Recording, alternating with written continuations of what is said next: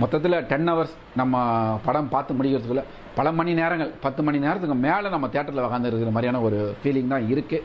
ஒரு இரவில் நடக்கக்கூடிய கதை, ஒரு 10 மணி நேரத்தில் நடக்கக்கூடிய கதையை நோக்கி பயணப்படுது. இந்த படத்தோட கதை ரொம்ப சிம்பிள். ஒரு ஆம்னி பஸ் சென்னையிலேருந்து கிளம்பி போகிற ஒரு ஆம்னி பஸ் கள்ளக்குறிச்சி அருகில் போகும்போது அந்த பஸ்ஸில் வந்து ஒரு பெண்ணுக்கு வந்து ஒரு இது நடக்குதா, துன்பம் நடக்க போகிறதும், ஏதோ ஒரு டீசிங் நடக்குது அப்படின்னு சொல்லிட்டு ஃபோன் வருது. சிபில் சத்யராஜ் அந்த பஸ்ஸை சேஸ் பண்ணி பிடிக்கிறார். ஏறி பார்க்கும்போது அந்த பஸ்ஸில் ஒரு கொலை நடந்திருக்குது.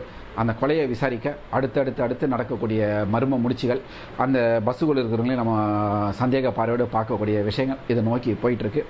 இப்படி இடைவேளை வரைக்கும் போகிற இந்த படம் இடைவேளைக்கு அப்புறமாட்டுக்கு திரைக்கதையில் மிகப்பெரிய தொய்வை ஏற்பட்டு கிளைமேக்ஸில் வரும்போது என்ன முடிக்கிறதுன்னு தெரியாமல், என்ன கதை சொல்கிறதுன்னு தெரியாமல், ஒரு ரொம்ப என்ன சொல்கிறது, ஒரு அந்த முதல் பாகத்தில் இருந்த விறுவிறுப்பை ரெண்டாவது பாகம் வந்து ரொம்ப சொதப்பிடுச்சுன்னே சொல்கிற அளவுக்கான ஒரு கிளைமேக்ஸை வச்சு முடிச்சிட்டாரு.